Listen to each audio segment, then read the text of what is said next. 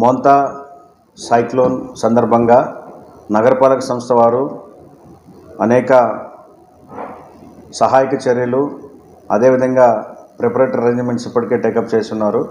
అయినప్పటికీ ప్రజలందరికీ ముఖ్య గమనిక ఏంటంటే, ఎక్కడైనా సరే వాటర్ మీ ఇళ్ళలోకి వచ్చి కానీ లేదా ఈ వర్షాభావం వల్ల మీకు ఎటువంటి ఇబ్బందులు ఉన్నా కూడా, అంటే వాటర్ స్టాగ్నేషన్ కావచ్చు, లేదా రోడ్స్ ఏదైనా కట్ అయిపోయి మీకు రావడానికి రవాణా సదుపాయం కానీ, వెహికల్ మూవ్మెంట్కి ఇబ్బంది కానీ ఏమైనా ఉన్నా కూడా, లేదా చెట్లు ఏమైనా విరిగిపోయి పడిపోయినా ఉన్నా కూడా వెంటనే నెల్లూరు నగరపాలక సంస్థ 0861235677కి కాల్ చేయొచ్చు.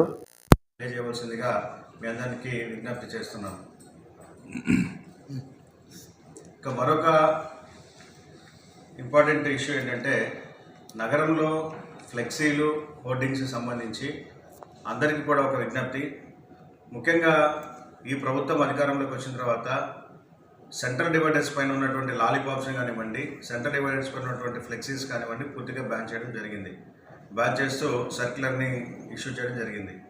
కాబట్టి నగరపాలక సంస్థ పరిధిలో గౌరవ పురపాలక శాఖ మంత్రులు శ్రీ పొంగూరు నారాయణ గారు వారి యొక్క ఆదేశాల మేరకు, అదేవిధంగా రూరల్ ఎమ్మెల్యే శ్రీ కోటారెడ్డి శ్రీధర్రెడ్డి గారి యొక్క సహాయ సహకారాలతో అందరూ తీసుకున్నటువంటి ఒక నిర్ణయం, సెంట్రల్ డివైడర్స్ పైన ఎటువంటి ఫ్లెక్సీస్ కానీ ఎటువంటి అడ్వర్టైజ్మెంట్ బోర్డ్స్ కానీ పెట్టడానికి వీల్లేదు.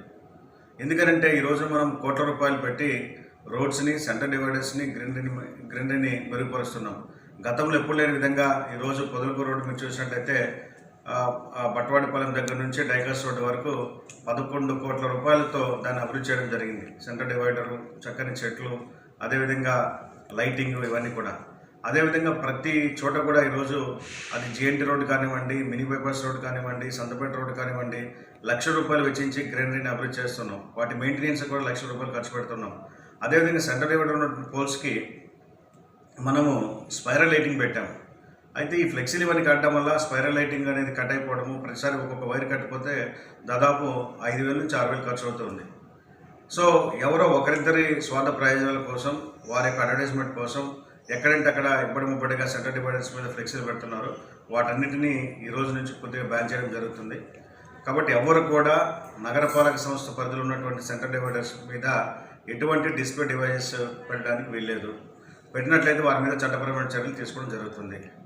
అంతేకాకుండా ఎవరైనా ఏదైనా అడ్వర్టైజ్మెంట్ చేసుకోదలిసినట్లయితే అది ఖచ్చితంగా ముందుగా నగరపాలక సంస్థ అధికారులకు, టౌన్ ప్లానింగ్ అధికారుల యొక్క పర్మిషన్తో అది రోడ్ సైడ్ తాత్కాలికమైనటువంటి ఫ్లెక్సీస్, అది 6x6, 6x8, 10x10 అనేది వారు ముందస్తు అనుమతి తీసుకున్న తర్వాతనే వాటిని ఏర్పాటు చేసుకోవాలి.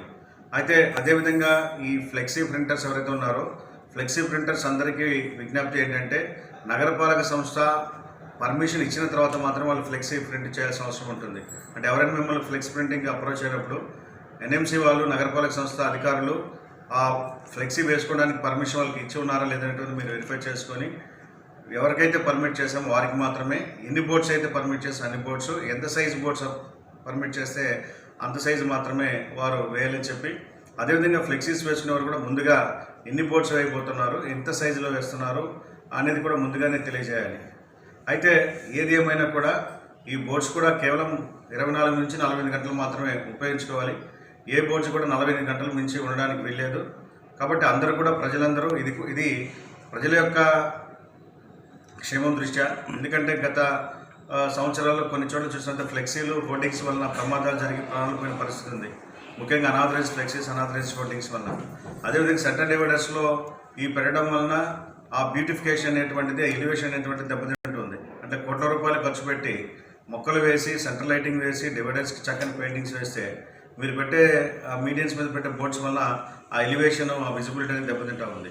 కాబట్టి ప్రజలందరూ పెద్ద మనసు అర్థం చేసుకొని ఇక నుంచి ఏ సెంట్రల్ డివైడర్ మీద ఎటువంటి డిస్ప్లే డివైస్ కానీ, అడ్వర్టైజ్మెంట్ డివైజెస్ కానీ పెట్టకూడదని చెప్పి, అదేవిధంగా రోడ్ సైడ్ పెట్టుకునే వాటికి ముందస్తు అనుమతి తీసుకోవాలని చెప్పి, ఫ్లెక్సీ ప్రింటర్స్ కూడా ఖచ్చితంగా నగరపాలక సంస్థ అధికారులు పర్మిషన్ ఇచ్చిన వారికి మాత్రమే ఆ నిర్దేశిత ఫ్లెక్సీలు నిర్దేశిత సైజులో ఇవ్వాలని చెప్పి ఈ సందర్భంగా అందరికీ తెలియజేస్తున్నాను.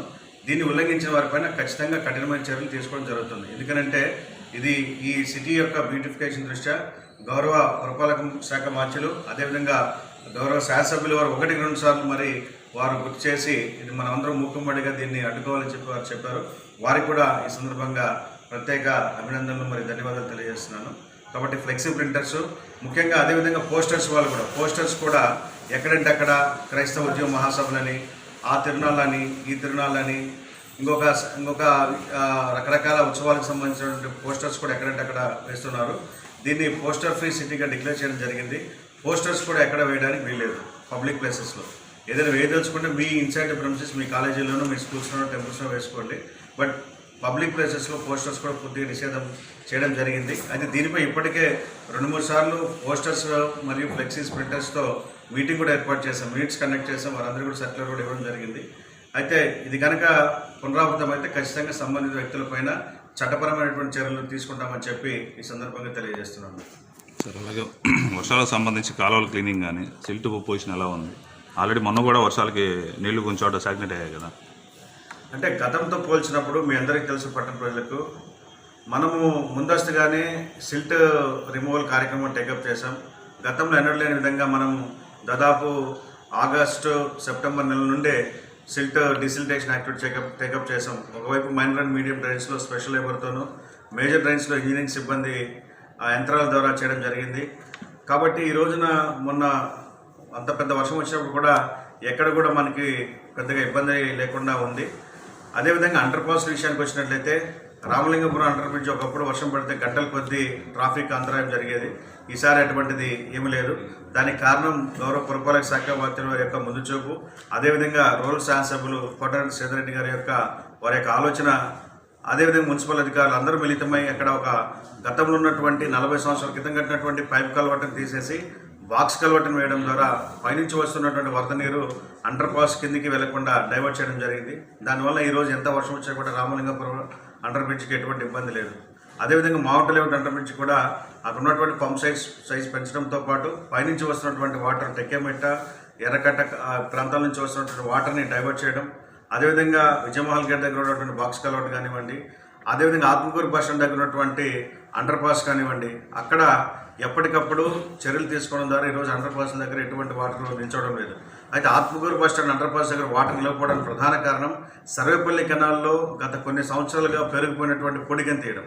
ఎప్పుడైతే సర్వేపల్లి కెనాల్లో పొడిగని తీసామో ఆత్మకూరు అండర్ పాస్ దగ్గర నిలిచేటువంటి వాటర్ బై గ్రావిటీ డైరెక్ట్గా కిందికి సర్వేపల్లి కెనాల్లో పడుతున్నాయి. అంటే గతంతో పోల్చిన ఈరోజు 6 అడుగుల మేర పెరిగిపోయినట్టు మట్టిని అక్కడ సిల్ట్ని తీయడం జరిగింది సర్వేపల్లి కెనాల్లో. ఈ విధంగా ముందస్తు చర్యలు ముఖ్యంగా major drains, irrigation canals, minor drains, medium drains అన్ని కూడా ముందుగా తీయడం వలన ఈరోజు నగరంలో ఎక్కడ కూడా వాటర్ నిలిచేటువంటి పరిస్థితి లేదు. దీన్ని సహకరించేటువంటి ప్రజలకు మరియు ప్రజాప్రతినిధులు అందరికీ కూడా ప్రత్యేక ధన్యవాదాలు తెలియజేస్తున్నాను.